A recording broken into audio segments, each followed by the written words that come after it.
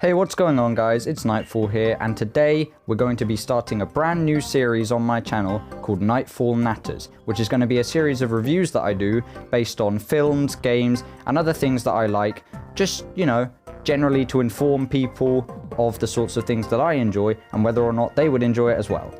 Now, that being said, today we are going to be reviewing two of my favorite games of all time, The Legend of Zelda Breath of the Wild and Super Mario Odyssey. And I aim to solve a dilemma, which is better. Not in general, but for me personally, because genuinely, I do not know. Now, to find this out, I have decided to come up with a 5-step plan, where I'm going to talk about various aspects of each game. I'm going to talk about the gameplay and the mechanics that it involves. I'm also going to talk about the story of the games, because story is key in making any game interesting for me personally, regardless of whether the gameplay is good or not. Thirdly, I will be talking about the music, as that is an incredibly key component and it does keep me engaged. I don't know about you guys, that's just my opinion. Fourth, I will move on to talk about the gameplay's innovation and how free it allows the players to be with their decisions within the game. And then lastly, I'm going to discuss any references that these games may contain to other games in the franchise. That being said, on to the review.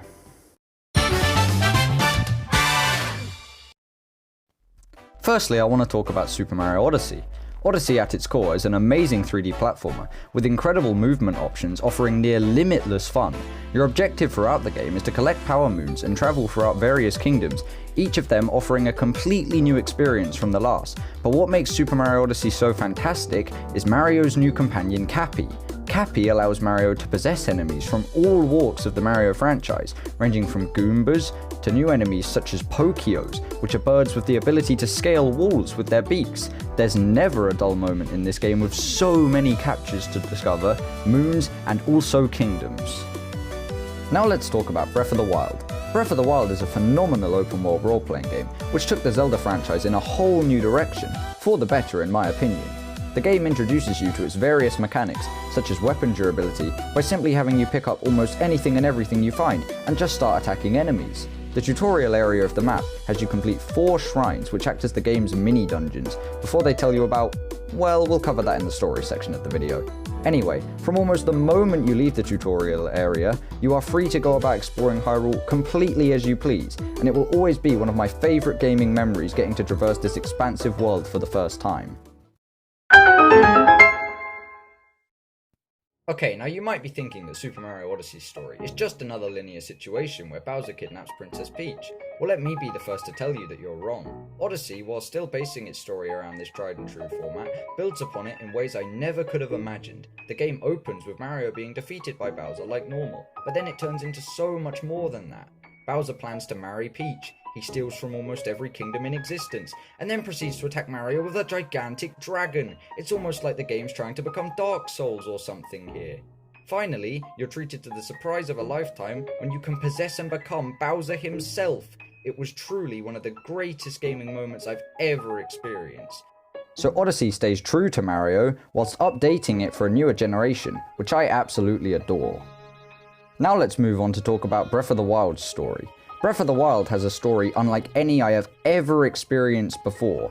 The game reveals your objectives to you in limited detail from the very beginning of the game, leaving you eager but unsure of exactly what you will encounter. You are told to free 4 divine beasts and defeat Calamity Ganon, who has been plaguing Hyrule for the past 100 years. But what makes this story so unique, however, is the fact that you've been asleep for those past 100 years, and you have to recover all of your memories to unfold the truth about how Hyrule came to be ruined by Ganon in the first place. With every new discovery yielding more and more information about this story, I would always come back for more.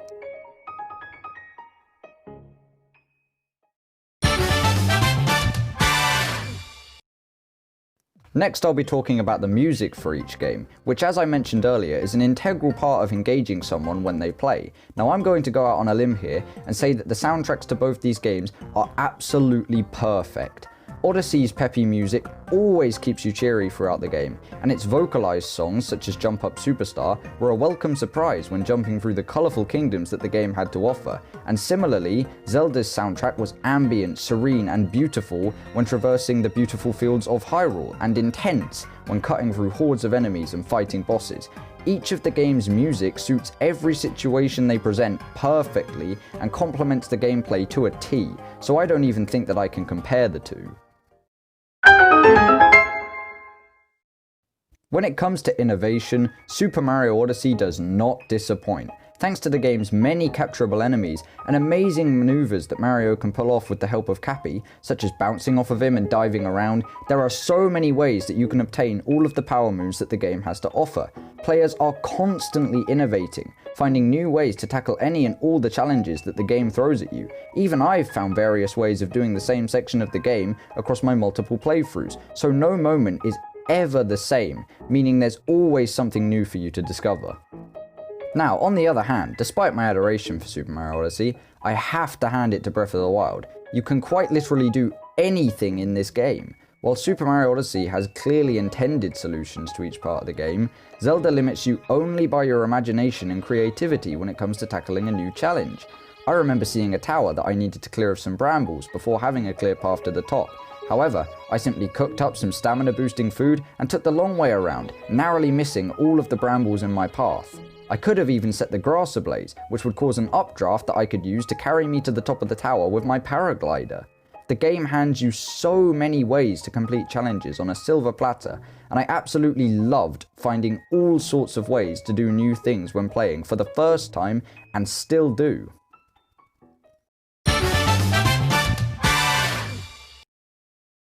As the last section of this video, I'll be discussing references to past games across both the Zelda and Mario franchises. Now, Super Mario Odyssey is essentially a love letter from Nintendo to any and all Mario fans. The game is jam-packed with secrets from all over the Mario universe, from 8-bit sections of levels reminiscent of the classic Mario Bros games to its outfits that Mario can wear, from Super Mario Sunshine, and even the original polygon model from Super Mario 64. Hell, you can even play through 1-1 of the original Super Mario Bros in the theater in New Donk City. Every single element of this game is 100% Mario to a degree that I thought impossible. It is simply outstanding.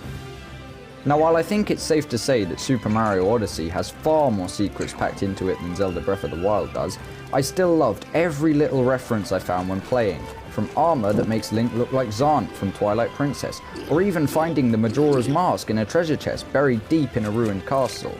I appreciated all the locations in the expansive kingdom of Hyrule, such as the Bridge of Hylia, Zora's Domain, and Death Mountain, all of which have appeared in previous titles in the Zelda franchise. Clearly, each game had plenty of effort put into hiding things for the avid fans to find, which I absolutely love.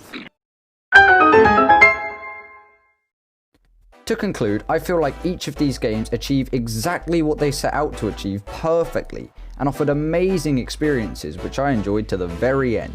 I'm going to say that both games are absolute gems, and that I still can't decide which I prefer. However, that being said, let me know if you guys have a favourite down in the comments section below, and like the video if you enjoyed it. Thanks for watching.